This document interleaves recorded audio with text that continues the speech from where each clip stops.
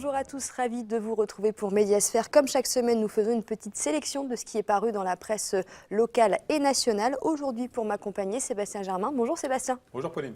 Et on débute cette émission avec le dessin de la semaine et c'est celui de Kaya dans le Faucigny. Il a bien évidemment croqué sur la victoire d'Emmanuel Macron. La scène se déroule dans le bureau du Front National où des militants ironisent sur le jeune âge du nouveau président de la République, 39 ans.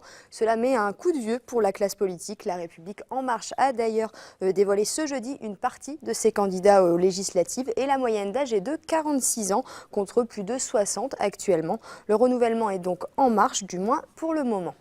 Et on continue à parler politique avec vous Sébastien, c'est notre rubrique Bruit de campagne.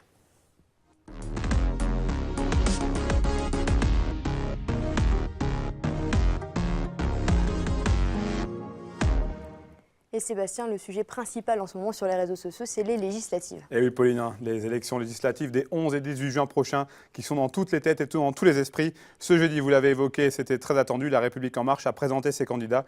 Et le moins que l'on puisse dire, c'est que ça ne laisse personne indifférent. Prenez ce tweet de Christelle Favetta, elle-même au cœur d'un imbroglio avec Alexandra Turnard qui a tweeté à propos de la candidature de Patrick Mignola dans la 4e circonscription de Savoie.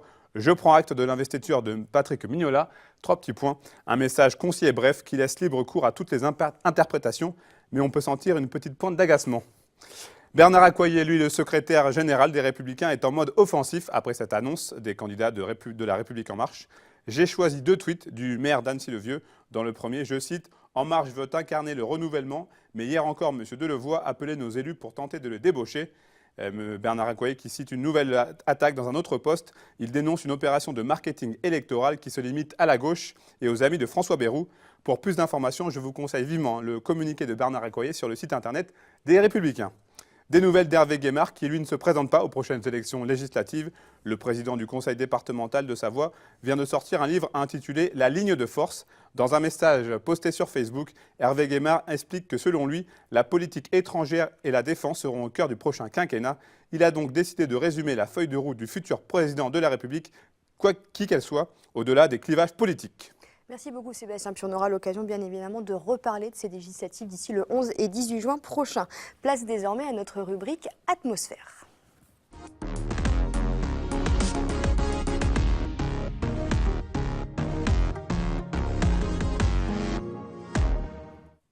Pauline, on débute cette rubrique avec le hashtag autoroute. Et oui, on commence avec cette nomination à la tête de l'ATMB. Thierry Repentin devient son président.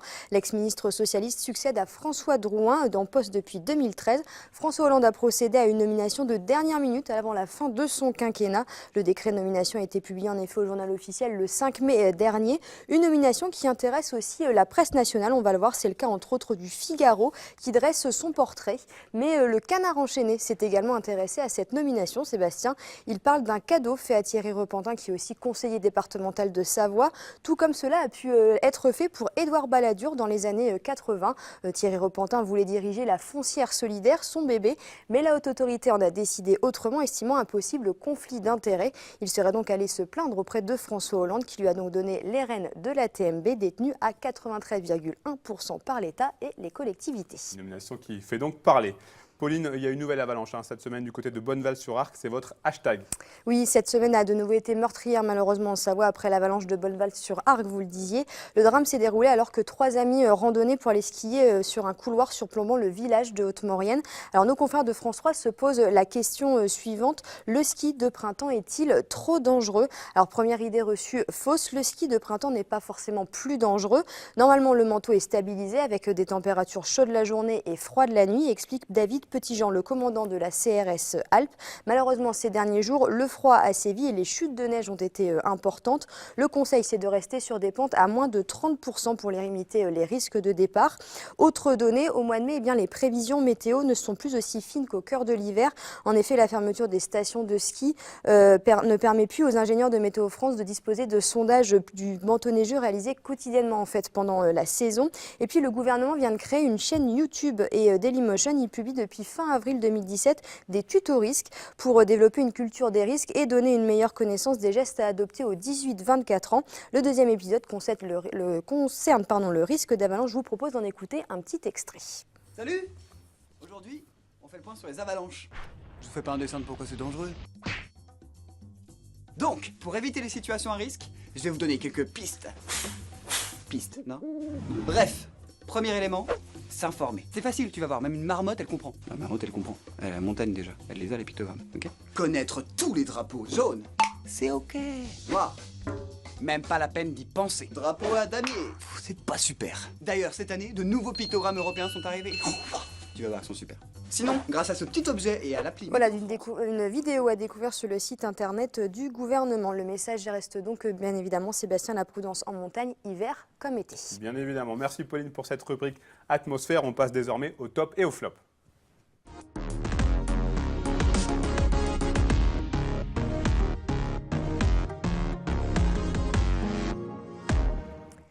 Et Sébastien, on commence avec les tops. Christian Dupessé, maire d'Annemasse, est fier de son territoire. Oui, il peut, Christian Dupessé, puisque Annemasse a reçu le label de territoire de commerce équitable le 24 novembre dernier.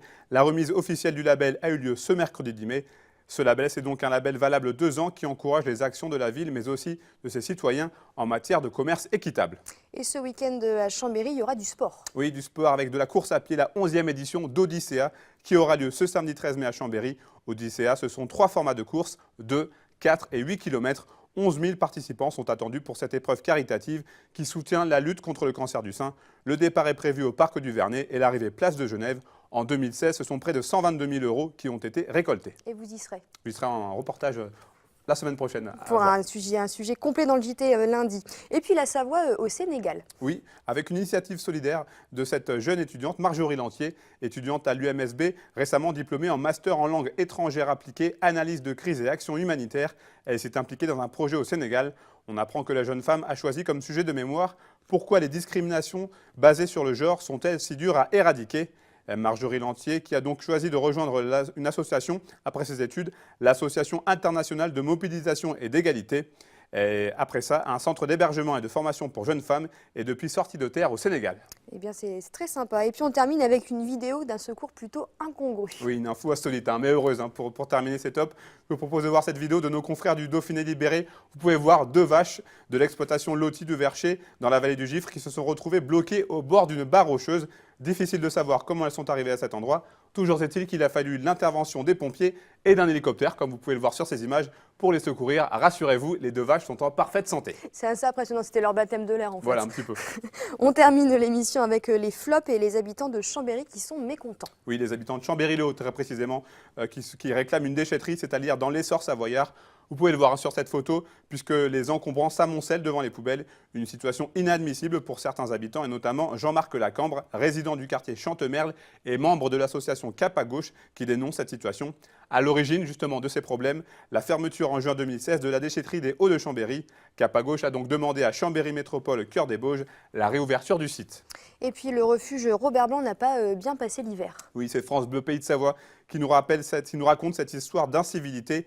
Les gardiens du refuge Robert Blanc, situé au-dessus des Chapieux, à Bourg-Saint-Maurice, ont eu une bien mauvaise surprise en remontant au refuge après un hiver d'absence. La pièce laissée en libre accès avait été vandalisée. Les dégradations sont assez importantes avec une vitre cassée, la réserve de bois entièrement consommée, un livre des éditions Guérin et une carte hygiène volée.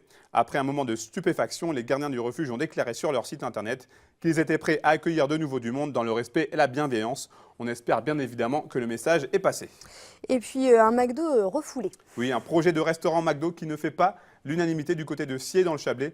Rendez-vous sur le site internet du Messager pour lire cette histoire. L'enseigne de restauration rapide voulait ouvrir un nouveau fast-food dans cette commune, mais le conseil municipal est pour le moment totalement hostile. Les élus craignent que le rond-point de Sciez soit complètement saturé avec la présence d'un drive, donc beaucoup de voitures.